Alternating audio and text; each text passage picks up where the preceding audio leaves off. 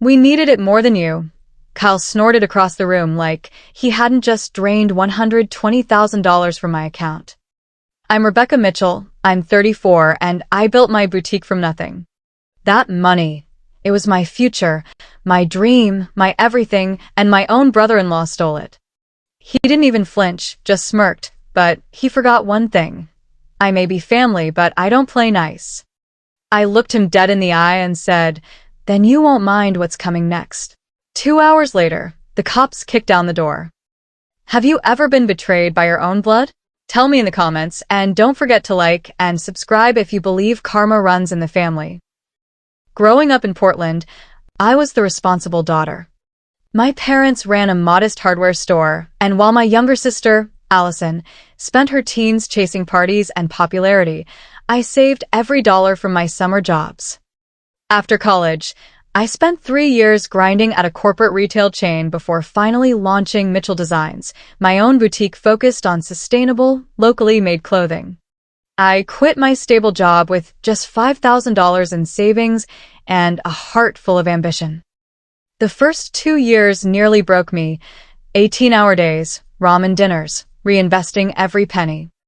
I lived modestly so my business could survive. Then tragedy hit. A drunk driver ran a red light and killed both of our parents. The grief cracked me open. I buried myself in work. Allison dropped out of college, floundered through dead-end jobs. When the estate settled, we each got $75,000. I invested mine in my store. Allison, she met Kyle at a casino and married him 6 months later. I hated him from day one. A smooth talker with slicked back hair, a too flashy watch, and a condescending tone. Your sister's shop is cute. He'd sneered at their wedding, but real money's in investments. Kyle dominated every room. And Allison? She changed, grew quieter, meek, always checking his reaction before she spoke. She stopped calling. When I did see her, she smiled with her mouth but never her eyes. Then came the reunion. The lake house had been in our family for generations. I just secured a second location for my store, and the $120,000 in my account was earmarked for expansion. 5 years of blood, sweat, and sacrifice about to bloom. I didn't know the people I called family were already plotting how to take it all. I arrived at the lake house on Friday afternoon, heart light with hope. Business was booming. My vendor loan had just cleared. The second boutique was finally real. Cousin Emma met me at the dock, smiling, but her voice dropped. Allison and Kyle got here earlier. Just be ready. Through the screen door, I heard Kyle's voice before I saw him, loud, boasting something about a real estate flip that would double anyone's money. Allison greeted me with a quick hug, calling me Becca like old times, but her eyes darted nervously to Kyle. The entrepreneur arrives, he smirked, raising a whiskey glass. Still selling enough dresses to keep the lights on? I smiled tightly. Actually, we're expanding. Just signed the lease downtown. In this economy, he scoffed. Later that night, I went to my room to check some emails. I noticed it instantly. My laptop was moved, the cord plugged into a different port, just slightly off. I froze.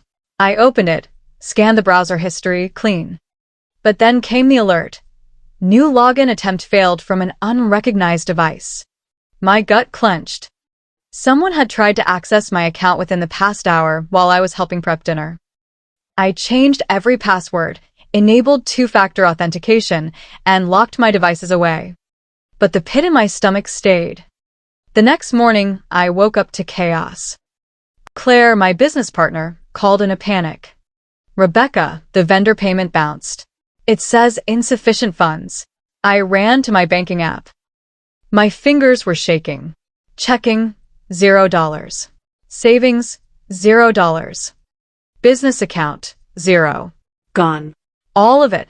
$120,000 vanished, transferred overnight to an unknown account. It wasn't a glitch. It wasn't a hack. It was someone inside this house. Someone who knew exactly what they were doing. And my sister's husband was sitting in the kitchen sipping coffee like nothing had happened. My face must have been ghost white when I walked into the kitchen. Conversations stopped mid-sentence. My money's gone, I said, voice hollow. All of it. Uncle Robert stood. What do you mean, gone? I held up my phone. Over $120,000 drained overnight. Transfers to an account I don't recognize. Gasps. Murmurs. Emma rushed to my side. Only two people stayed silent. Allison, staring into her coffee, and Kyle, arms crossed, face unreadable. Have you called the bank? Emma whispered. I did. Right there, on speaker. The rep's voice was calm, clinical. Yes, Ms. Mitchell. Several transfers occurred starting at 11:42 p.m., ending at 4:15 a.m. from a recognized device and location. Your password and security questions were entered correctly. That hit like a punch. This wasn't just fraud. It was betrayal. Intimate, premeditated betrayal. Someone had used my laptop, my network, my access. My eyes locked on Kyle.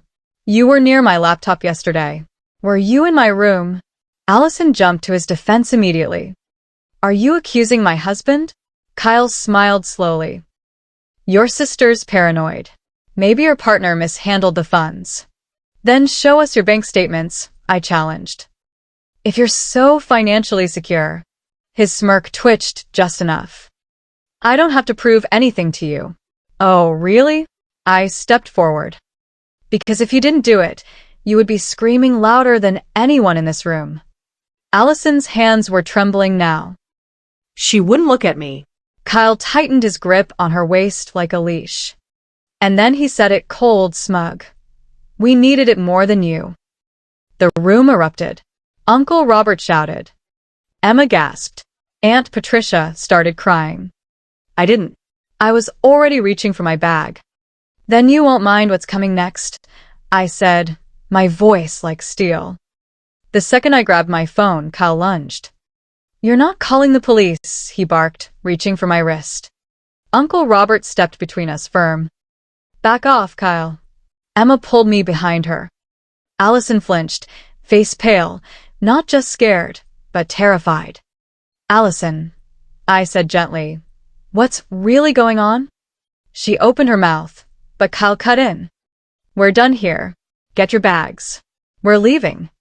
You're not going anywhere until I get every cent back, I snapped, or I swear I'll have you arrested before you hit the driveway. Kyle laughed. Good luck. That money's gone. Moved. Buried. You'll never find it. That's when the loud bang rocked the house. The front door flew open. Police. Everyone stay where you are. Two uniformed officers entered, followed by a plain-clothed woman flashing her badge. Rebecca Mitchell, she asked. I nodded. I'm Detective Harmon with Portland PD. We received a fraud alert linked to your accounts. Kyle went pale. This is a misunderstanding. She cut him off. We have evidence from your bank's cybersecurity team, account transfers, device IDs, and your face, Mr. Henderson. His mouth opened, but no words came. I pulled out my phone. I installed security software last year after a hacking attempt. It takes photos during login attempts, tracks keystrokes, even records access history. I handed the phone to Harmon. Here, I said. Clear images of Kyle using my laptop, timestamps, IP matches. You'll find everything. Kyle's mask slipped. You set me up. No, I said calmly. I protected myself. There's a difference. As the officers cuffed him, he shouted at Allison, You think you're safe? You're nothing without me. She stepped forward, voice shaking but strong. I was nothing to you. Without you, I can finally be myself again. Detective Harmon looked at me. With this much evidence, you'll likely recover most of the stolen funds. And more importantly, he won't hurt anyone else.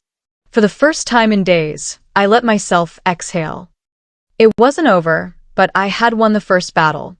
1 month later, I stood in the soft morning light of my second boutique, open, thriving, safe. Mitchell Designs had survived, Not because I was lucky, but because I was ready, because I trusted my gut, and because I refused to let betrayal define me. The bank recovered 97% of the funds, the rest covered by fraud protection. But money was never the biggest victory. It was Allison. She moved in with me, filed for divorce, and re-enrolled in school. The shadows under her eyes have begun to fade. She laughs again. She bakes again. She's healing. She told me something last night as we chopped vegetables like we used to with Mom. You are brave for protecting what you built, Becca. I want to be brave enough to rebuild myself. And she is. Kyle pleaded guilty to fraud, coercion, and identity theft. He'll be in prison for a long time. But his power ended the day Allison stood up and said, "I'm done being afraid." Last weekend, we returned to the lake house, not for a reunion, but a restart. The whole family pitched in to repaint, repair, and reclaim the space that almost broke us. And we made new rules. Real family protects, not manipulates. If you've ever had to cut out a toxic family to protect what you love, I see you. Drop a comment if you've ever said enough. And if you're still gathering the courage, borrow some of mine, because blood doesn't entitle anyone to break you.